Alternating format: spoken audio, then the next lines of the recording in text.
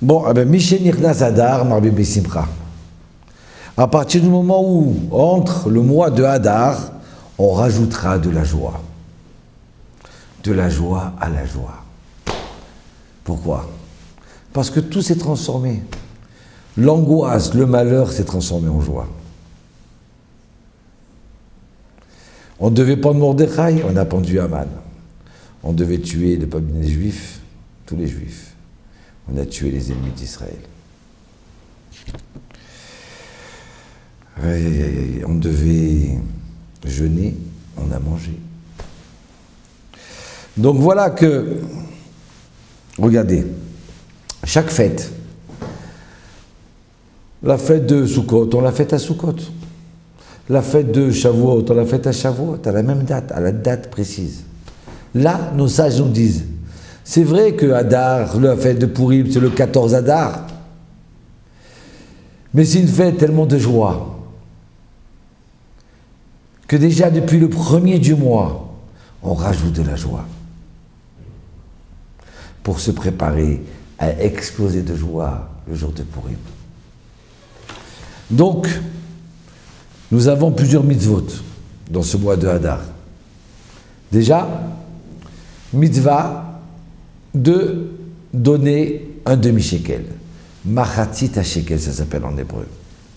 Ce demi-shekel qu'on donnait déjà dans le désert pour le temple, chaque juif, que ce soit le riche qui disait « Attends, mais moi je ne vais pas donner un demi-shekel, je veux donner 1 million de shekels. » Non monsieur, pour cela vous devez donner un demi-shekel.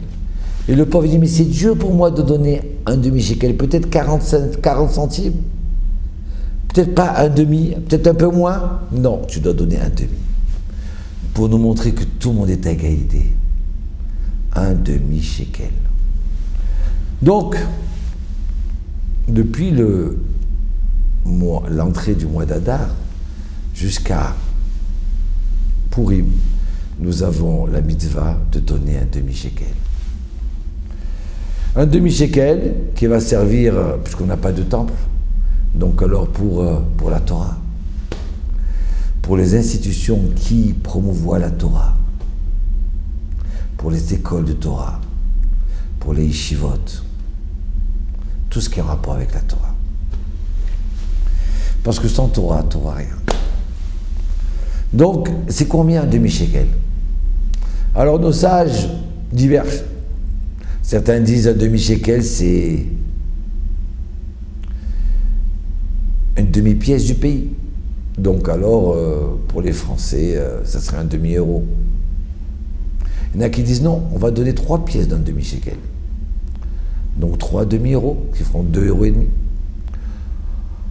Et puis, en vérité, si on peut faire le mieux, c'est de donner vraiment un demi-shekel de la valeur d'un demi-shekel d'argent. Qui est aujourd'hui autour de peut-être 6-7 €. Autour d'une trentaine de shekels.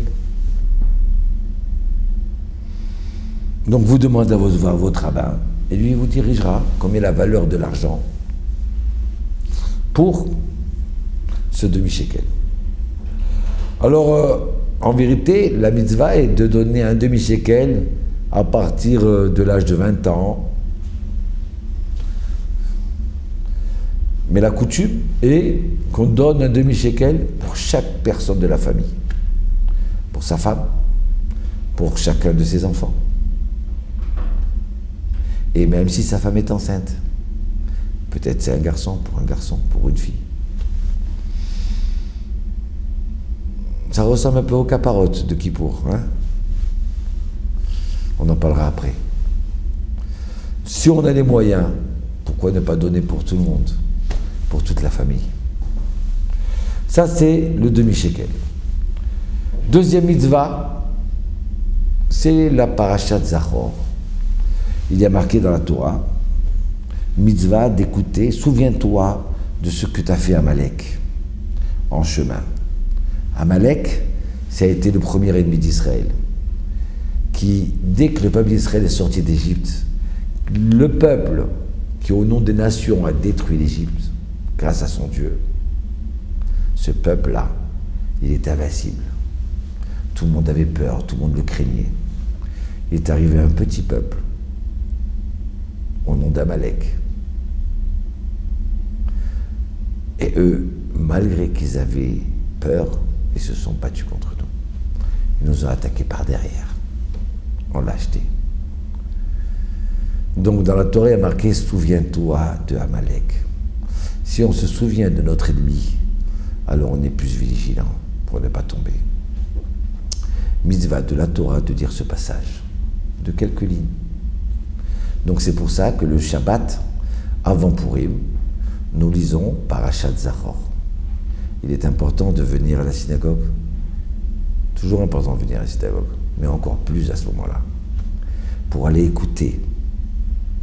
Écouter bien, sans bruit, ces 4 lignes-là, 4-5 lignes, sur la Parashat Zachor, qu'on lit à la fin de la Parasha. Mitzvah de la Torah. Si les femmes peuvent, elles peuvent venir. Ce n'est pas une obligation pour les femmes. Ça, c'est pour la deuxième mitzvah. Troisième mitzvah, c'est le jeûne d'Esther. Le jeûne d'Esther, c'est un jeûne qui commence au lever, à l'aube, lever du jour, et qui se termine à la tombée de la nuit, qui est normalement la veille de Purim. Mais si Purim tombe un dimanche, alors le jeûne se fera le jeudi. On l'avance. Donc, le jeûne d'Esther, c'est un jeûne de joie. On l'appelle Esther parce que c'est elle qui avait demandé de jeûner à tout le peuple d'Israël pendant 3 jours. 3 jours, on ne peut pas jeûner, mais un jour, on peut jeûner. Donc c'est un jeûne où tout le monde doit participer à ce jeûne, sauf les malades, les femmes enceintes, ou les femmes qui ont accouché et qui sont dans les 24 mois de leur accouchement, depuis leur accouchement. Mais autrement, il est important de jeûner si on est en bonne santé. C'est une mitzvah. Et on ne doit pas se séparer du peuple, de la communauté, pour un morceau de viande ou pour un verre d'eau. Première fois qu'on jeûne dans la joie, alors profitons-en. C'est un jour où on doit faire tchouva, un repentir. C'est un jour où on donne tzedaka.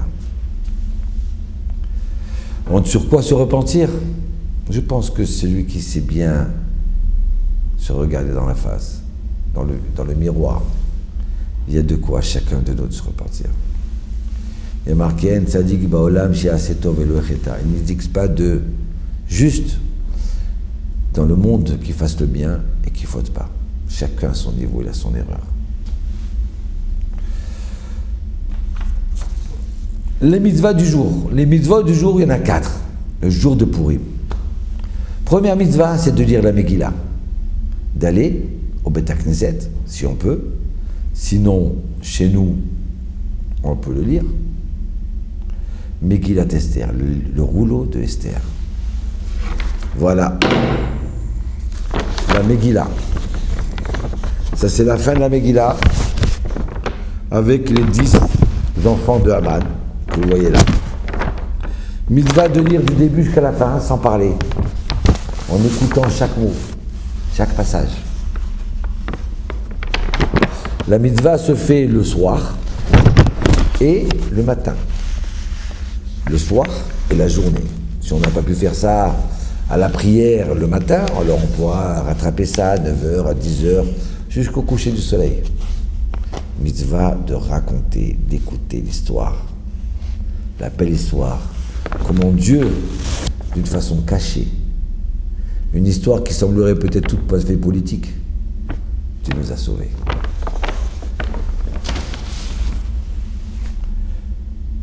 Troisième mitzvah, c'est d'envoyer des plats, des mets à ses amis. La mitzvah de Mishloach Manot. Mishloach Manot, c'est envoyer 2 mets de gâteau à un ami.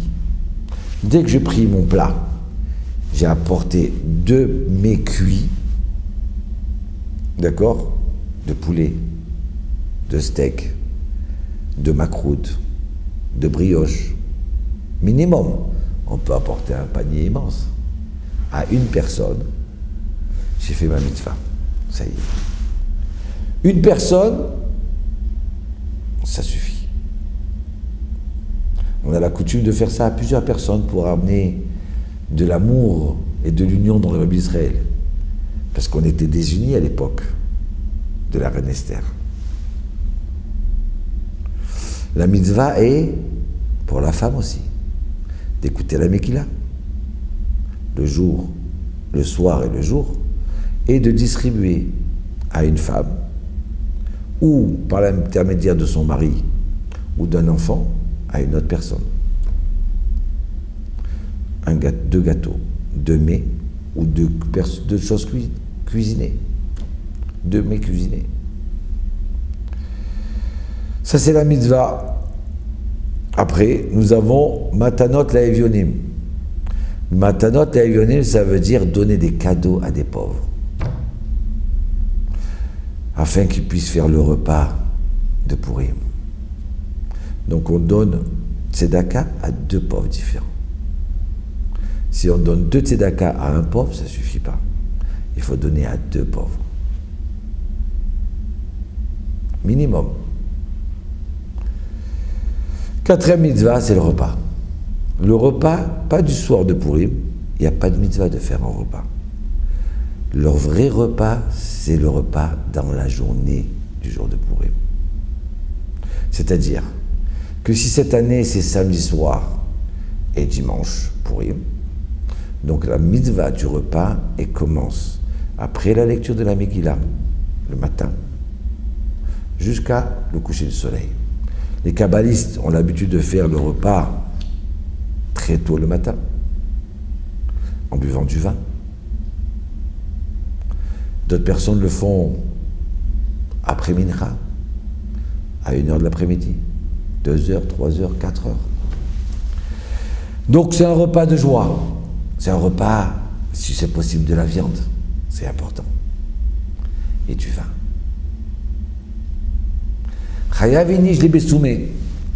L'homme est obligé de se parfumer le jour de Purim. Parfumer de vin, on parle.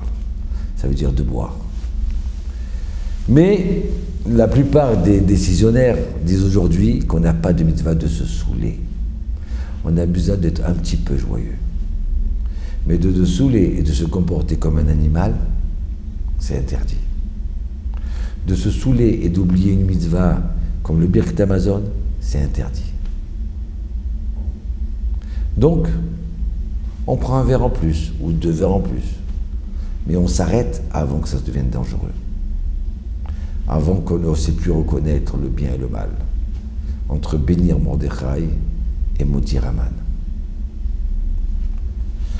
Donc je répète, il n'y a pas de mitzvah de se saouler selon la plupart des rabbins aujourd'hui. Il y a eu trop de dégâts et de fautes qui se sont faites. D'accord? Donc, on n'a pas de mitzvah. On a mitzvah d'être joyeux. De boire un peu plus, oui, il n'y a pas de problème.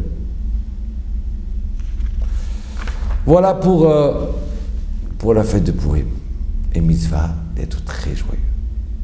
Shalom uvracha. Be'atzlach. Maintenant,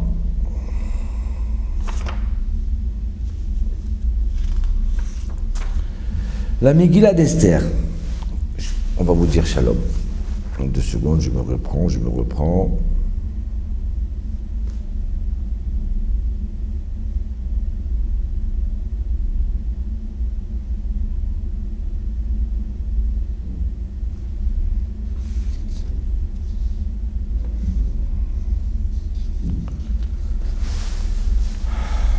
Shalom uvracha.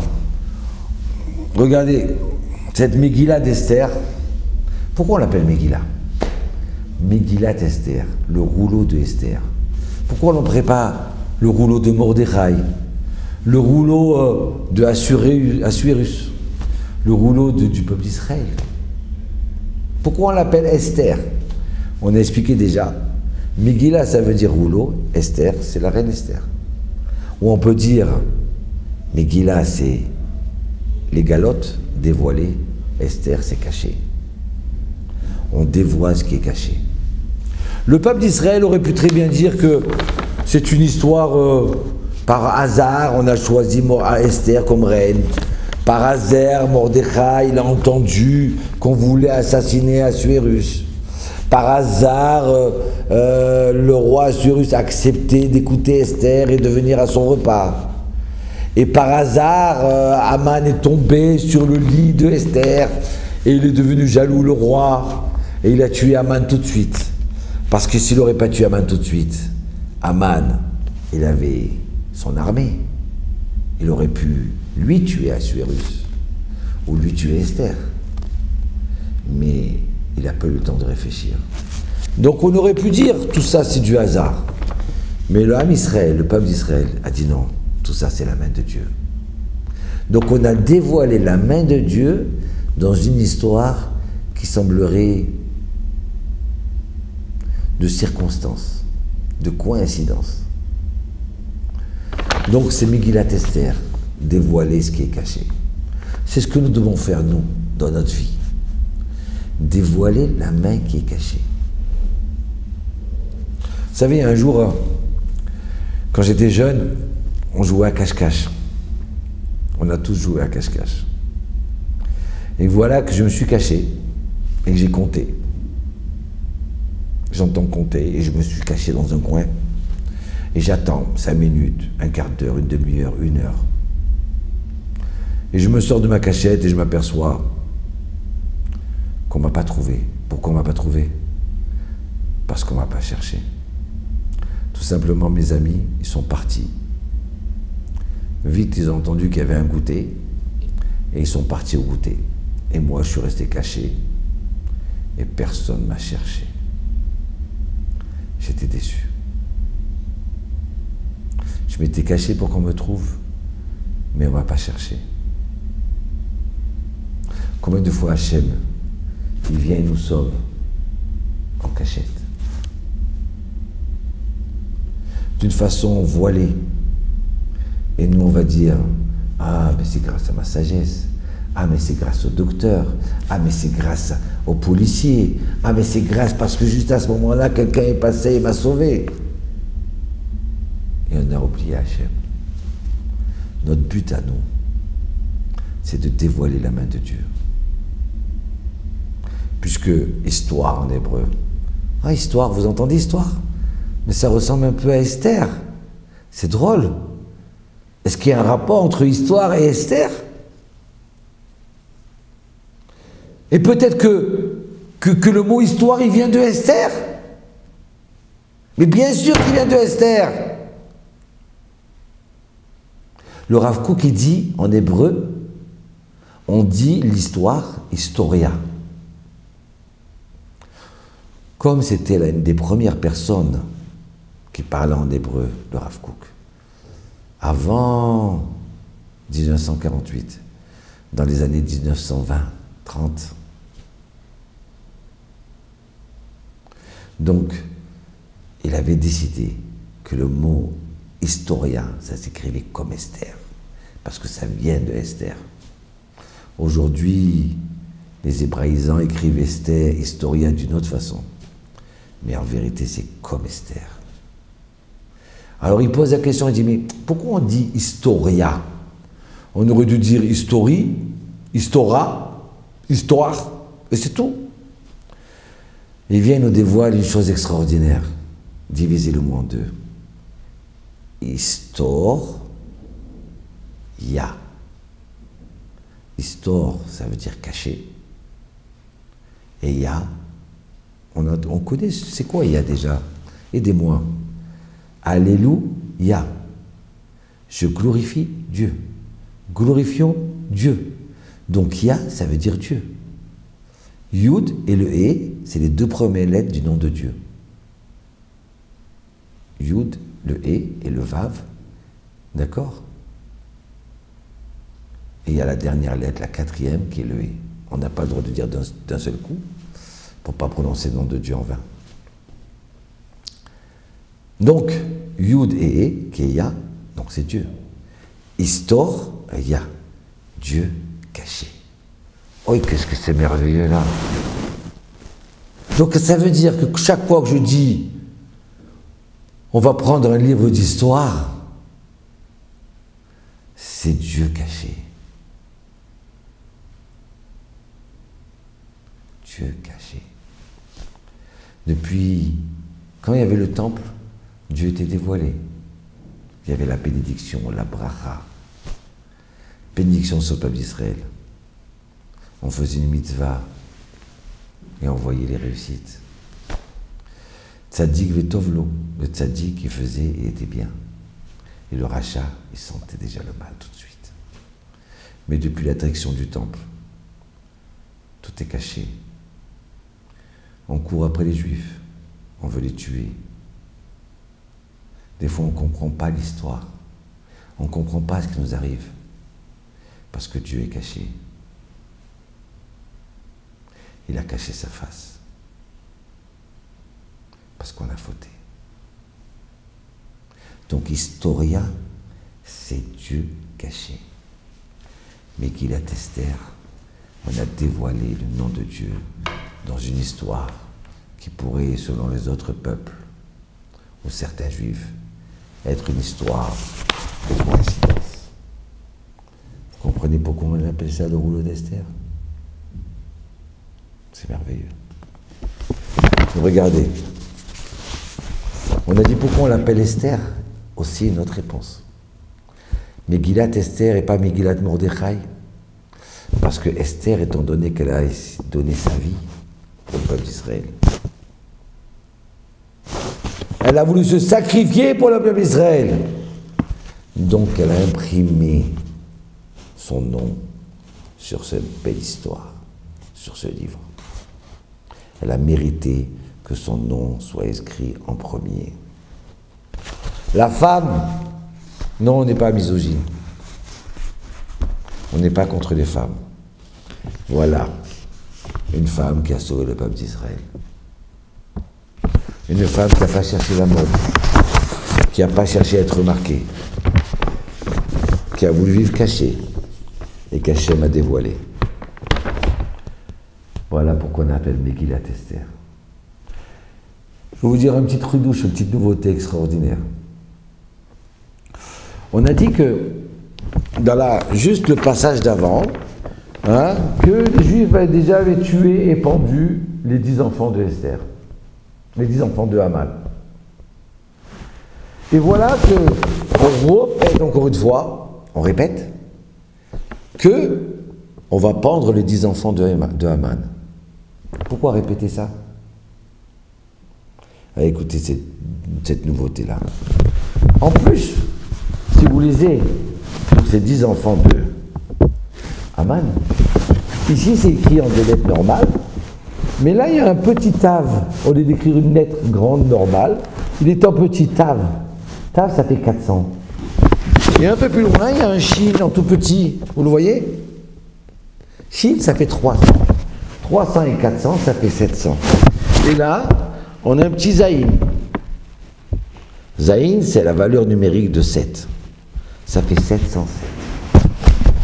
Alors, si on prend 707, 5707, on tombe sur la date 1947. Qu'est-ce qui s'est passé en 1947? Mais si vous regardez bien, 1947, c'est peut-être le procès de Nuremberg, où on a attrapé les bourreaux qui avaient décidé de la solution finale. Les descendants de Haman, les petits nazillons, les petits Amalek. Et ils ont été jugés. Vous savez combien ils étaient? Ils étaient 11. Et voilà qu'ils sont punis de mort par la peine capitale. Aïe, aïe, aïe, aïe, aïe, aïe. Mais il y en a un qui s'est suicidé dans sa prison. Ils se sont retrouvés à 10, comme les 10 enfants de Haman. C'est drôle ça. Et regardez, ce qui est le plus drôle, c'est quoi? C'est que quand ils sont partis pour mourir, ces 10 personnes-là, un des criminels s'est mis à crier tout fort: Pourim 1947. Donc alors, je veux qu'on comprenne bien là, je veux bien comprendre. Alors peut-être que dans la Megillah, il y avait marqué la date. Pourquoi on répète 2 fois? C'est parce que première fois on a tué les 10 enfants de Haman. Et on va tuer encore 10 enfants d'Haman quelques milliers d'années après. Quand? C'est 1707. C'était déjà marqué dans la Megillah. Et vous savez quoi? Quand ils ont fait des recherches sur Hitler, il avait un compte en Suisse, Hitler. Et son compte, il était ouvert sur un nom mystérieux qui s'appelait Max Haman. C'est pas merveilleux ça? C'est pas extraordinaire? Aïe aïe aïe aïe aïe. Bon, Hachem. Voilà, sur ce, je vous laisse. Je vous souhaite une bonne fête de Pourim. Une fête où vous allez voir votre femme avec un grand sourire. Vos enfants, vos amis, vous allez exploser de joie. Parce qu'on a besoin de sortir toute la rame, toutes les angoisses, le stress qu'on a en nous. Décontractez-vous. C'est un jour qui porte bonheur pour le peuple d'Israël. À un tel point que nos sages disent que si on a un jugement avec un non-juif, il faut s'arranger de l'avoir pendant ce mois de Hadar. Et si on a un jugement le mois de Av, il faut tout faire pour essayer de le repousser. Shalom.